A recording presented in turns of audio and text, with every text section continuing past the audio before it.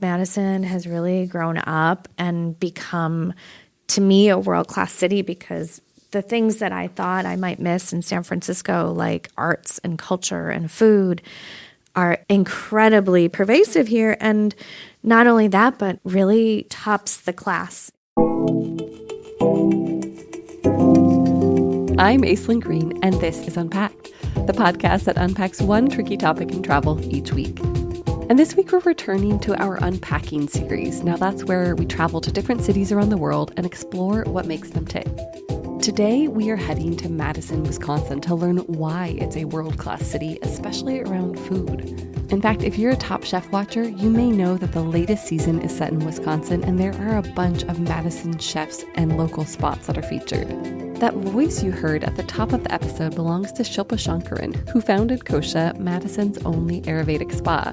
We're going to return to her and all the very cool things that she's done. But first, let's meet someone who spends much of her life studying, writing about, and exploring Madison's food scene. I am Lindsay Christians. I am the food editor and an arts writer at the Capital Times in Madison, Wisconsin. Lindsay moved to Madison in 2006 for grad school. She was actually studying theater. And then she just never left. I think a lot of people move to Madison for grad school and stay. It's the kind of place where that happens a lot. I know that I felt that pull when I visited Madison for the first time last June. There's just something about it, the combination of outdoor beauty and then this really surprising food scene. And yes, Lindsay says a lot of people are surprised by that. I think we know we've been flyover country. You know, we know we've been flyover country for a really long time. Everyone's aware of that, right? But it's not all cheese curds and fried foods here, not by a long shot. Madison is a college town because of the University of Wisconsin-Madison, but Lindsay says it's also so much more. The rural-urban connection here is pretty strong. We are surrounded by farms. So I think keeping in mind that we are part of the upper Midwest and we are part of those foodways, while also understanding that there's this effect from the university where you have people coming from all over the country, all over the world to go to this university. So I think having that kind of connection between those things has meant that our food culture reflects that. So you do see a lot of taverns and supper clubs like you would in the rest of the state. We definitely have that culture here, but we also have excellent global cuisine in a way that I don't think you would often see in a city of this size. Madison has a population of about 675,000 in the metro area. Now, in comparison, a city like Chicago has nearly 3 million residents. But Madison is growing fast, so fast that there's actually a housing shortage, although that's a topic for another day. It's no surprise that people want to move here. It's a gorgeous city. Long before the city was built, this was actually the home of the Ho-Chunk Nation, who still maintain a strong presence in the area. What is now known as Madison is one of only 2 major American cities built on an isthmus. That's where the Capitol building sits, and it separates Lake Mendota from Lake Monona. Madison actually encompasses 5 lakes in total, so in the summertime, those are the places to be. Madison is also a gold star cycling city with more than 60 miles of bike paths within city limits alone. It's refreshingly progressive, really fascinating historically, and you'll also find chefs who are really leading the culinary movement. Chefs like Sean Farr. You know, the Bay Area and Chicago have really kind of held this reign for a long time. I feel like we are the new guard kind of pushing the change in cuisine right now. He also owns a tavern called the Muskie Lounge and Sporting Club and a more casual spot called Hank's. But at Mint Mark, he's all about using fresh local ingredients. And it turns out that in Madison, they're the real star of the show. The food scene in Madison has a really special vibe. And I think it's due to the proximity of all these great farms that are around us. And the chefs that gravitate towards seasonal cooking are really left with this palette of incredible ingredients that it's our job not to screw them up. Let's talk about those ingredients for a second, because as both Lindsay and Sean have mentioned, Madison is surrounded by farms. I'm sure you've heard about Wisconsin's love of dairy. but you might not know that it has more dairy farms than any other state, nearly 6,400. And it has more than 1,200 licensed cheesemakers. In other words, agriculture here is big business. Wisconsin has nearly 60,000 farms, most of which are family run. And the Dane County Farmers Market in Madison is one of the city's most famous places. It's the largest producer-only farmers market in the country, and that means that only the people who grow the produce are allowed to sell here. These producers have incredible relationships with chefs, and on my visit, the farmers market was absolutely nuts, with chefs, locals, and travelers all vying for a wedge of Wisconsin-made cheese or the famous Door County cherry. The farmers market started more than 50 years ago now. The 50th anniversary, the Dane County Farmers Market Cookbook came out this past year. And that's really incredible, in part because what was happening in Madison in the 1970s and 1980s is right alongside what was happening with Alice Waters and with Chez Panisse in Berkeley. Our locavore movements, the farm-to-table stuff, started at the same time. And I think that's something people don't know. Odessa Piper was one of those early locavore pioneers. In 1976, she opened one of Madison's most famous restaurants called L'Etoile. Many have actually referred to it as the Midwest Chez Panisse. Odessa opened the restaurant with a then radical notion. She wanted to rely only on local growers. L'Etoile is located just a few steps from the farmers market, and Odessa spent years cultivating these relationships with growers. In 2005, she sold the restaurant to her chef de cuisine, Tori Miller. And though Odessa had a lot of influence on Madison's culinary scene early on, Lindsay says that the food scene has since taken on a life of its own. Food scene we have now is one that she helped seed, but is not, with all respect to her, because she's wonderful, it is not one that she has continued to create. She was an early pioneer, and she was one of many. A lot of the chefs that she worked with had more technique than she did, had more training than she did, and were able to kind of take that vision and take it further. Tori Miller is one of those people. He is now one of Madison's most influential chefs. And yes, he still helms L'Etoile, but he also opened a more casual restaurant called Gray's, also right across from the farmers market. There, he merges his Wisconsin and Korean heritages. He has continued to evolve L'Etoile, which is definitely a fine dining destination, and he's continued this locavore tradition that Odessa started. And he is now passing the torch to other chefs. And then now we're seeing people who work for Tori open their own places. And so he is passing on this kind of legacy as well of this really close connection to the farms and the people who are growing things here. So today, if you throw a carrot in Madison, you're going to find a great restaurant that, like L'Etoile, celebrates local produce. Restaurants like Sean's Mint Mark. It's a small plates kind of place where the menu changes up to 7 times a week, but there are 2 items that he swears diners won't let him take off the menu. The cauliflower, which is a roasted cauliflower tossed in bagna cauda with white wine plumped golden raisins and frica, or crispy like Parmesan cheese on top. So there's a lot of acid, a lot of umami from the anchovies and garlic. It was an absolute like throwaway dish for me. I was trying to come up with this like super, I guess almost like a croque madame cauliflower dish, and I made it. And it was so rich and heavy, and I just don't like eating like that anymore. So I literally just like the day before we opened threw some cauliflower in the fryer and tossed it bagna cauda and lemon juice. And I was like, oh, this is it. And then there's a killer biscuit. I knew I wanted to put these biscuits on the menu because they're straight fire. But, I was like, yeah, they'd probably go to garlic honey, and I know cultured butter is delicious. So I literally put it on the menu without trying it. And about 3 months in, I tried it. And I was like, oh, this is what everybody's talking about. That's really good. Great.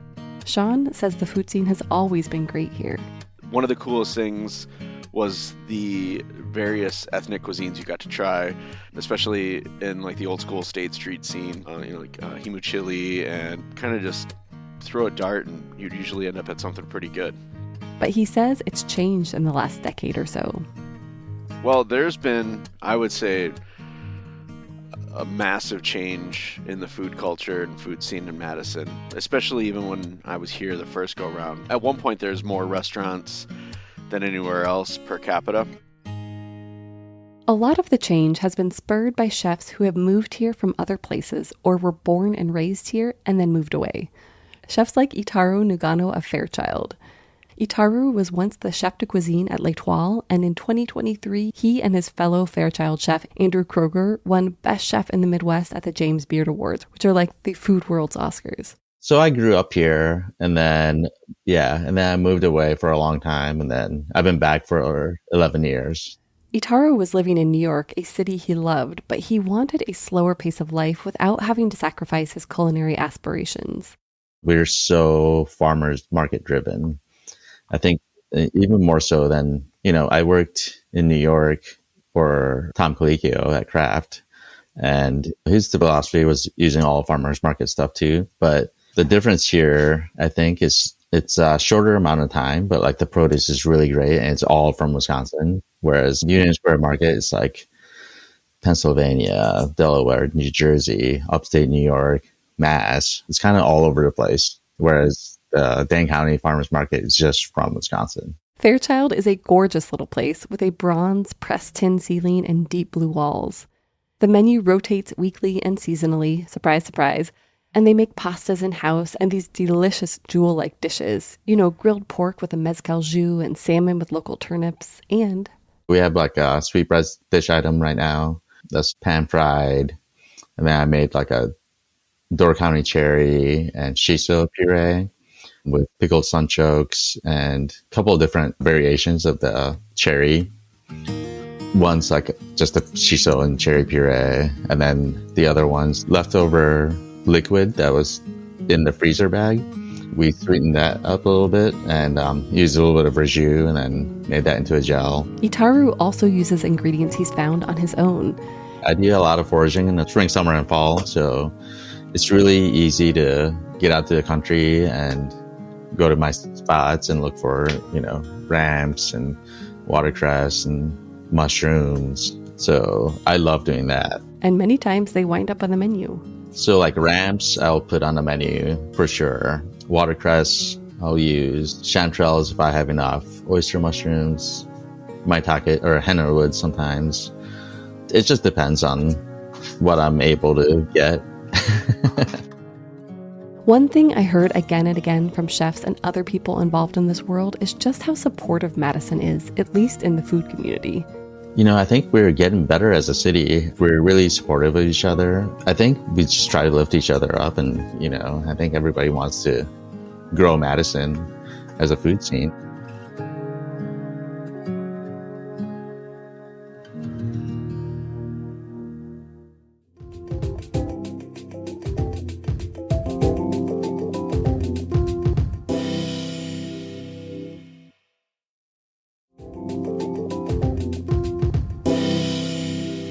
Wisconsin is a diverse place, and that cultural diversity has also shaped Madison's food scene in major ways. In the 19th century, Wisconsin began to see big waves of immigration, people who wanted to take advantage of the cheap and abundant land, the jobs, and their relatively free political climate. In the early days, it was primarily German, Irish, Norwegian, Greek, and Italian settlers. And most of the Italians settled in Milwaukee and Kenosha, where Chef Dan Bonanno grew up in his dad's Italian deli. His restaurant is called Pig in a Fur Coat, and with it, he's brought a little Italian flair to Madison, though he's quick to say it's not a fully Italian place. I don't like to put myself in a box, and it's kind of what the cuisine is. I use all Wisconsin local meats and vegetables, but I put my own history and twist on it. So a lot of Italian, because my background, my parents are both born in Italy. So a lot of my food is Italian. When you arrive at Pig in a Fur Coat, one of the first things you might see in the display windows that front the restaurant is a white ceramic pig wrapped in a fur stole that looks right up Joan Crawford's alley. And the food is both surprising and comforting. Imagine eating bombolini, those little Italian donuts topped with foie gras, or gnocchi with short ribs and cashews. Dan also runs a deli now, just like his dad. It's called Alimentari, and it's just around the corner from the restaurant. So go to Pig in a Fur Coat for dinner, and then to Alimentari the next day for like a meatball sub. Dan says he also appreciates the city's culinary diversity. We have a lot of great chefs. They get inspired by the local products around, and they come from all different types of backgrounds. And so you get a lot of different types of different cuisines and restaurants and experiences, which I love. Madison also has a fairly sizable Laotian population, and that means there are some fantastic Laotian restaurants, including a relative newcomer that's gotten a lot of buzz. My name is Jamie Brown Sukasumi. I am the chef and co-owner of Ahan in Madison. We're kind of like a modern take on a Laotian restaurant. Jamie grew up 30 minutes north of Madison, surrounded by the sights, sounds, and delicious smells of her mother's cooking. I would wake up every morning to her cooking something, and you could always hear her cooking or breaking down a chicken or something like that. Her mother emigrated from Luang Prabang in Laos, so when Jamie opened Ahan 4 years ago, she wanted to pay tribute to her family's culinary legacy. I like to stick to really authentic flavors, things that I've learned how to make from my mom, or inspired by eating other Laotian food or family parties. But I like to kind of do my own local and modern plating and take on it. There are some things that are recipes passed down from my mom's grandmother and stuff like that. One of those dishes is her cow soy luang prabang, which I ordered on a cloudy, rainy day. It was so fragrant and warm, filled with chili, ground pork, rice noodles, and so many flavorful herbs. The dish is one of Jamie's favorites too. Very comforting, but also some bold flavors like the fermented soybeans and the pork, the tomatoes, the fish sauce. I always feel like it doesn't matter what time of day or even what the weather's like, sometimes it just seems so comforting. But true to her Midwestern roots, Jamie will occasionally use beets or other classic Wisconsin ingredients in her food. Even though there's no cheese in Laotian cooking, I do try to sneak it in sometimes, which is funny. Very Wisconsin thing. Jamie, too, loves the Madison culinary community. She is one of the many local chefs who worked at L'Etoile under Chef Tori Miller. They recently collaborated on a new event. We just did a dinner together a couple weeks ago, and it was so much fun. Yeah, it was kind of highlighting our cooking styles together, plus his Korean American heritage and mine, Lao American heritage. So a meal at Ahan is a must on a visit. But there's another experience you have to have while in Wisconsin: eating at a supper club, which it turns out is not easy to define. It's interesting because I think whoever you ask would say something very different. So it's a little bit subjective. That's Shayna Robbins-Papich. And she and her husband Joe, who's a chef, run the Harvey House, a modern spin on the supper club. Shayna grew up in Madison and moved back about 6 years ago to open the restaurant. And the Harvey House has this kind of mid-century glamour going on, which makes sense because it's built in an old baggage claim building behind the city's historic train depot. The restaurant even has a restored train car that you can book. And honest to God, they serve the best martini I've had in recent years. The kind where you get a little glass pitcher filled with bonus martini alongside. It's the kind of restaurant you want to linger in for hours. And that is exactly the point of a supper club, says Shayna. From my perspective, it's, a restaurant that you might want to stay a little bit longer, that you might want to have an extra drink or an extra appetizer, that it feels maybe a little bit celebratory, something that many times they're in old buildings. They've been around for a long time. They're generally family owned. They generally have pretty classic combinations of food. Sometimes they're a little bit more German focused. Sometimes they're a little bit more sort of Norwegian focused. I would say sometimes more sort of American classics, more steakhouse. The supper club has been around for decades, but it really started to take off after World War II. And many of the supper clubs here in Wisconsin have remained unchanged. A great way to peer into this world, besides actually visiting and just eating, is to watch a documentary called Old Fashioned. I'll link to it in the show notes. While every supper club is different, there are some general themes. First, they're all about community and lingering over a meal. You'll start with a cocktail, maybe a Wisconsin Old Fashioned made with brandy and lemon lime soda. Once you sit down, a traditional appetizer is the relish tray. Every supper club really starts with some little bite of something, and it's different amongst all of them. Many of them start with some kind of crudité. It used to be sort of thought of as the trimmings from the meal that was being cooked, and you gave it to your guests just so they could have a little snack before they started to eat. And some supper clubs still treat it that way. So it really is, a slice of onion or a piece of the end of a carrot, or it really is different. Or there's some places that do a whole spread of charcuterie and cheese dips and fish spread and all sorts of things. At the Harvey House, they serve relish trays on these gorgeous vintage cake plates. And it's a variety of different vegetables. We serve it with a whipped ranch mousse, and we serve deviled eggs, which is definitely a classic for relish trays and even just for supper clubs in general. And then we also serve a salmon spread with rye crisps. As for the main dishes at a supper club, Shayna says traditionally it's a range. For the most part, you see like a chicken cordon bleu, you see a French onion soup, you see, a fish fry, those kinds of things. The Harvey House used to have a take on the chicken cordon bleu, and they definitely have a twist on the fish fry. So we do use Lake Superior walleye, which is, a very beloved fish here in Wisconsin. And we take the walleye and create a little fillet, and then we take the trim pieces and create a herbed mousse that we put on top of the fillet of fish. And then we slice a piece of rye bread very, very thin and top the fish and mousse with that. So the mousse, sort of holds it all together. And then we cook the fish on the rye bread side. So the rye bread becomes very crispy and almost like a fried fish skin or a fried fish batter. It's comforting yet elevated, the kind of food you eat while dressed in your finest with that martini not far off. If you want more of a jeans and sneakers meal, you have to go to their newest restaurant, Butterbird. There aren't very many places that serve fried chicken here in Madison, and Joe started making fried chicken at some of our private events, and we loved the idea of creating kind of a Midwestern style fried chicken spot. It could be for families, for students, for, kind of for anybody. At Butterbird, they serve classic Wisconsin sides and draft cocktails too. And yes, butter is involved. We call it Butterbird because with our rotisserie chicken, we baste it in butter. But when we started to think about fried chicken, a lot of the sort of style, not necessarily of the, we're not doing Nashville hot, but we're not trying to be, sort of Southern sides. It's more of, we do mac and cheese bites, we do mozzarella sticks, we do sort of Midwestern salads, meaning that they have cheese and ranch dressing, and it's our version of a fried chicken spot. One of the things that Shayna loves about Madison is that it feels like people are still falling in love with dining. It does feel like when people come and sit down that for the most part, cell phones aren't on the table, people aren't stepping away, particularly at Harvey House. But I find that at Butterbird too, that there's this sense of going into a restaurant and a respect for a restaurant and a deep love for letting it kind of take you away to a different place. Of course, when you visit Madison, you're going to want to do more than eat. And Madison has plenty of ways to help you digest.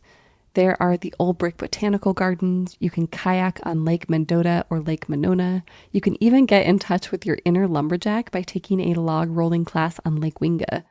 But one thing you really have to do if you're able is cycle. To be surrounded by water and just the way that Madison has incorporated the city into that nature with the park systems. It's a great place to be outdoors. It's a really environmentally, conscious city, really bike-friendly city. That's Garrett Olson of Madison Adventure Tours. It's an e-bike tour that takes you all around Madison. And he and his wife Jade launched it after taking an e-bike tour in Boulder, Colorado. We just assumed that it was already happening in Madison and we just didn't know about it. And we're sort of shocked that it wasn't happening. And we just knew that Madison needed it because it's such a bike-friendly city. So much of our bike tour is happening on bike trails or dedicated bike lanes. The way the city has a clear central downtown with the Capitol being the centerpiece of it, kind of focusing around that area just makes sense. I took their tour on my visit and I loved it. It's a great way to kick off a long weekend or a week in the city. The tours are about 2 hours and they run from May to October. And after, you'll have a really strong sense of Madison's layout. And you'll be able to see the city in a very different way. When you do the Uber or taxi from here to there, it feels like a time warp almost. You just sort of appear somewhere and you don't necessarily get a feel for the city or an understanding of it. Just being able to be out and seeing people walking around and the environment and just sort of being part of that is a really cool way to experience the city. And then having the guide too, that kind of shows you and tells you as you go. Then, if you want to pedal around the city on your own, you could rent a bike from the city's bike sharing program, B-Cycle. It's really easy and the bikes are everywhere. Now here's how I would end my time in Madison, although you could go at any time. with a visit to Kosha, Madison's first and only Ayurvedic spa. It was founded by Shilpa Shankaran, who you heard at the top of the episode. She was born in India, grew up in Madison, and then left for many years. But about a decade ago, she felt a call to return. And in 2019, she opened Kosha to offer something new in the wellness space. Idea with Ayurveda, it's really about self-care, and it's about understanding that we have this kind of holistic relationship with our bodies. And the access to Ayurveda, because it's pretty nascent in this country, is either, you go all in and stay at a big resort, or you sign up at a clinic, but don't, that's really intimidating. Or maybe you have a service at a spa. So I really wanted to make Ayurveda accessible to people so you can come in and just really let your curiosity lead the way and be more present with and you can get a massage and you can have a sauna and you can have a facial, but the whole experience is really grounded in the principles of Ayurveda. Kosha is located in the Garver Feed Mill, a former beet factory built more than 100 years ago. Shilpa said it had been vacant for decades and totally fallen apart. It was actually incredibly beautiful and became what was known as Madison's graffiti, what do they call it? The Graffiti Museum. And it was, so the beautiful pictures of it, but it was like Indiana Jones in there. You needed a hard hat just to get around. In 2017, a new kind of construction began, under the eye of a development team with the intent to preserve as much as it could of the old structure. But the developer from Chicago, Baum Revision, had this amazing vision to really bring it back to its roots of local food production. And so we have Ian's Pizza there in their back of the house where they make their crust, and where they prep all their ingredients. We have a kombucha factory. We have a little ice cream making operation down there. We have a coffee roaster, Ledger coffee roaster. So it's a wonderful place. We have our farmers markets there in the winter and lots of events. And it's just become this community and hub for the community to experience local businesses and just appreciate all the great things that Madison has to offer. Including Kosha, which is much more than just a spa. It really does feel like a place of healing, of wellness. I spent a good chunk of a day there getting a massage with customized oils, relaxing in one of the private steam and sauna rooms, and also eating. They cook all the food they serve on site, thanks to Shilpa's mom. My mom said, we just have to have a kitchen because we need to cook the food because we understand the spices, and it also really is cooked with love and intention in a way that passes on to the people who experience it and who are visiting the spa. So we make some home-cooked recipes that are really informed by our Ayurvedic chef and lead Ayurvedic counselor, Tanya, who she brings in the Ayurvedic knowledge and layers that onto our family recipes. And overall, it's just one of the best parts of the experience that people, it closes the loop for them and they say, the food is like a warm hug in a bowl. Despite opening right before the pandemic, Kosha has seen fantastic growth over the last 4 years, and she gives a lot of that credit to the Madison community.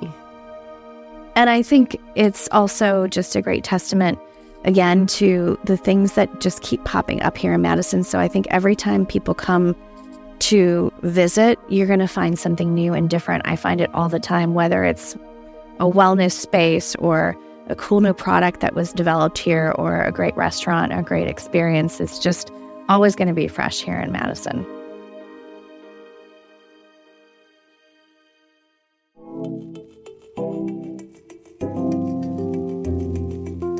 It does feel like a city that always stays fresh.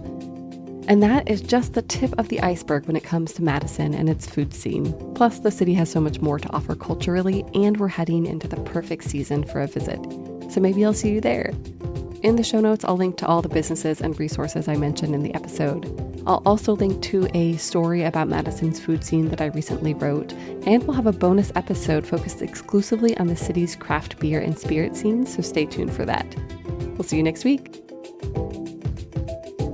Ready for more unpacking? Visit afar.com and be sure to follow us on Instagram and X. We are at Afar Media. If you enjoyed today's exploration, I hope you'll come back for more great stories. Subscribing always makes that easy. And be sure to rate and review the show on your favorite podcast platforms. It helps other travelers find it. And if you ever want to ask a question or suggest a topic for coverage, you can reach out to us at afar.com/feedback or email us at unpacked@afar.com. This has been Unpacked, a production of Afar Media. The podcast is produced by Aislyn Greene and Nikki Galteland. Music composition by Chris Collin. And remember, the world is complicated. We're here to help you unpack it.